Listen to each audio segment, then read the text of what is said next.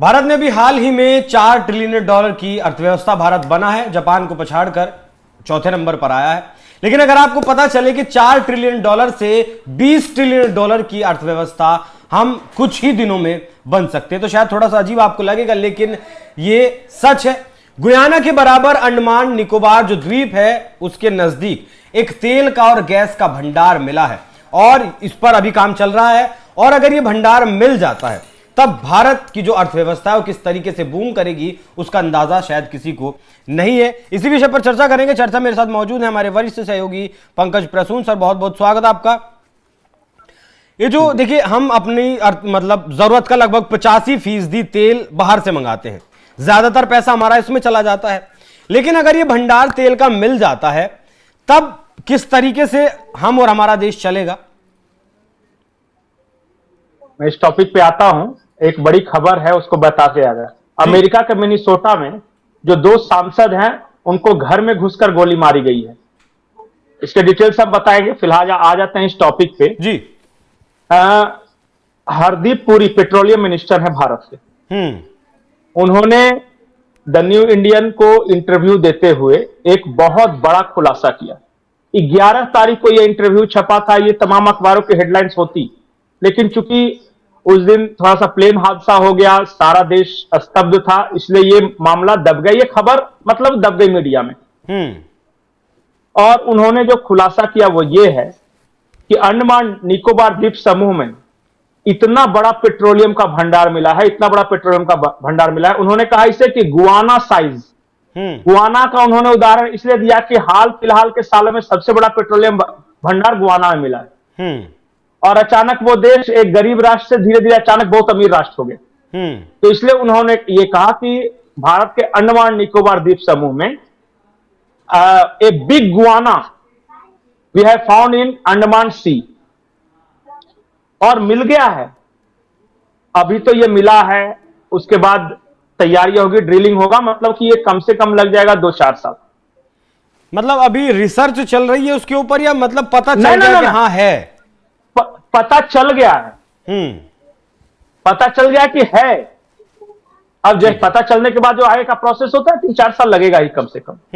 लेकिन ये बहुत बड़ा डिस्कवरी है भारत के अंदर। इससे पहले आपको याद होगा कि कृष्णा गोदावरी बेसिन में जी एक पेट्रोलियम का भंडार मिला था। मुझे कभी कभी लगता है ना कि भारत सुपर पावर बनेगा, कुदरत भी यही चाहती है। भगवान का आशीर्वाद है इस देश पे। नहीं तो अचानक लिथियम का भंडार मिलना, पेट्रोलियम के इतने बड़े बड़े भंडार मिलना। जब आप पॉजिटिव सोच के साथ मेहनत करते हो ना, तो बाद में भगवान भी आपका साथ देते हैं। देखिए, यही वो देश था जो 2016 तक ऑयल ड्रिलिंग नहीं करता था। मतलब कि हम सिर्फ मंगाते थे, उसको प्रोसेस करते थे और उपयोग करते थे या थोड़ा बहुत बेचते थे।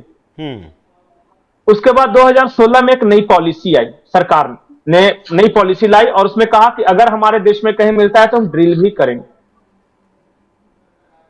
और उसके बाद देखिए कहां कहां तेल के भंडार मिले हैं। कृष्णा गोदावरी बेसिन, अब अंडमान की बात आ रही है।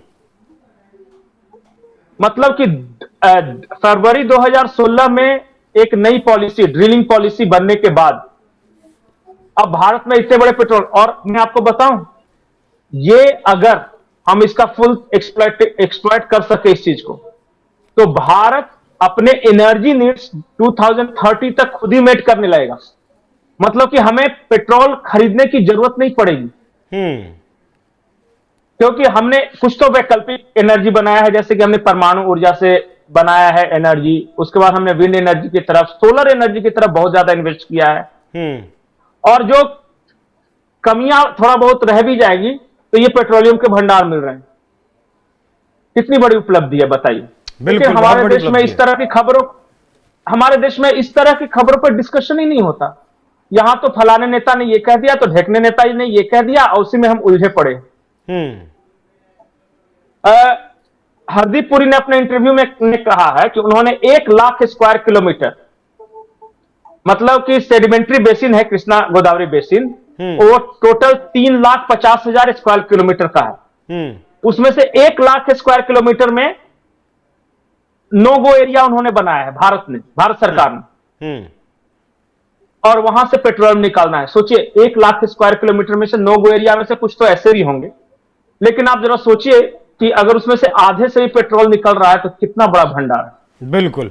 अच्छा, ये जो गुयाना की बात करें तो लगभग 11.6 बिलियन बैरल का ये जो है भंडार है। बिल्कुल। और आपने गुयाना का नहीं, मतलब गुयाना से उन्होंने कंपेयर किया है। हाँ। गुयाना एक देश है और वहां हाल के दिनों में पेट्रोलियम का बहुत बड़ा भंडार मिला था। इसकी वजह से गुयाना जो है गरीब देश से अचानक अमीर देश हो गया, तो इन्होंने कंपेयर किया था कि एक बिग गुयाना साइज का हमें भंडार मिला है। ठीक है। वो गुयाना भंडार नहीं था। और पता है उन्होंने कहा कि 43 से 44 ऑयल वेल्स वहां पे बनेंगे, मतलब तेल के कुएं, और 100 मिलियन कॉस्टिंग होगी। मतलब कि 100 मिलियन भारत सरकार खर्च करेगी निकालने पे। 44 तेल के कुएं होंगे। और उसके बाद आप सोचिए, मतलब ये कह रहे हैं कि 37 सालों में ओएनजीसी ने जितना डिगिंग की है, 37 सालों में, पिछले 37 सालों में, उतना अकेला यहां पे भंडार, उतना अकेला यहां पर भंडार है। अच्छा, बिल्कुल बिल्कुल ठीक है। अच्छा, नहीं, उन्होंने कहा कि जी बताएं, अर्थव्यवस्था पर किस तरीके से इसे फर्क पड़ेगा? जो कहा जा रहा है कि 20 ट्रिलियन तक हम पहुंच जाएंगे, मतलब चाइना को क्रॉस कर देंगे। बहुत बड़ा फर्क पड़ेगा, इस वजह से कि हमारा सबसे बड़ा खर्च पेट्रोलियम ही है। हम खरीदते हैं ना पेट्रोलियम अपनी ऊर्जा जरूरतों के लिए, वो खर्च में सीधे कटौती आई हम अपने यहां। एक तरह से ये मेक इन इंडिया पेट्रोल हो जाएगा। मेक इन इंडिया पेट्रोल हमें सऊदी से, रशिया से, ईरान से, इराक से, कतर से कितना पेट्रोल खरीदना पड़ता है अलग अलग देशों से, और उसको बदले हम कितना पेमेंट करते हैं, जो अब नहीं करना पड़ेगा अगर ये भंडार मिल जाता है तो। बिल्कुल बिल्कुल। मैं बहुत ज्यादा रोजी पिक्चर नहीं दिखाना चाहता, लेकिन हरदीप पुरी ने कहा कि 6 महीने में यहां काम शुरू हो जाएगा, 6 महीने के अंदर। और कृष्णा गोदावरी बेसिन में काम शुरू हो चुका है। ये दो, और भी ऐसा थोड़ी है कि ये दोनों बंद हो जाएंगे, हो सकता है कहीं और मिल जाए। बिल्कुल, इसे पता। बिल्कुल। तो इसलिए कह रहे हैं कि देखिए, आशान्वित रहिए।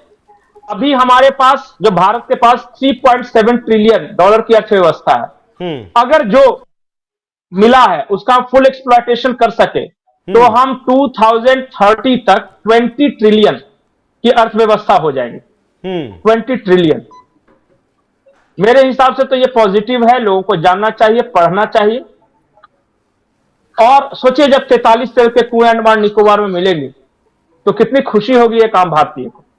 बिल्कुल, अर्थव्यवस्था के लिए दुबई में तेल के कुएं, और जो निर्भरता होगी हमारे देशों पर वो कम होगी, मोनोपोली कम होगी। ऑन ए लाइटर नोट अभी गए थे राहुल गांधी, वो यहां के लोगों को बताया थे कि मैंने तेल का कुआं देखा और वहां एक मीटर लगा रहता है, खट खट खट खट खट खट वो चलता रहता है। वो मीटर दरअसल है कि कितना पैसे कमा रहा है। अब सोचिए, तो वैसा वो बता रहे थे, मैंने देखा था, वैसा मीटर अगर भारत में रहे कि भारत के पास खट खट खट खट खट खट मीटर के इस तरह पैसे आ रहे हैं, तो दिखने में कितना अच्छा लगेगा, फील गुड टाइप का। ठीक है सर। बाकी हम दुनिया में तेल के तीसरे सबसे बड़े आयातक है, मतलब दुनिया में सबसे ज्यादा अगर कोई तेल खरीदता है तो उसमें तीसरे नंबर पर हम हैं। पहले नंबर पर आज भी अमेरिका है, हालांकि उसके यहाँ तेल के बहुत सारी जो है कुएं हैं, फिर भी उसके बावजूद भी वो तेल खरीदता है। लेकिन जिस तरीके से यह दावा किया गया है पेट्रोलियम मंत्री के द्वारा कि 2030 तक हम पूरी तरीके से आत्मनिर्भर हो जाएंगे, चीन जैसे देशों को पीछे हम छोड़ देंगे अगर यहां हमारा काम शुरू हो जाता है, और जिसकी उम्मीद की जा रही है उतना तेल का भंडार यहां मिल जाता है। बाकी आने वाले दिनों में क्या कुछ निकलकर इससे सामने आएगा वो आप लोगों को हम पहुंचाते रहेंगे। पंकज जी, बहुत बहुत धन्यवाद आपका। दर्शकों, आप इस विषय पर क्या सोचते हैं? क्या हिंदुस्तान को और ज्यादा ड्रिलिंग करने की तरफ, ये कुओं के भंडार खोजने की तरफ और ज्यादा कदम बढ़ाना चाहिए? अपनी राय हमें कमेंट कर जरूर बताइएगा। नमस्कार।